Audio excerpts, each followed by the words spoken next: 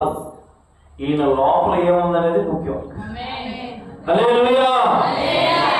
ఈయన లోపల ఏముందో తెలుసా? ప్రభువు యొక్క మహాశక్తిని బట్టి బలవంతుడయ్యాడు.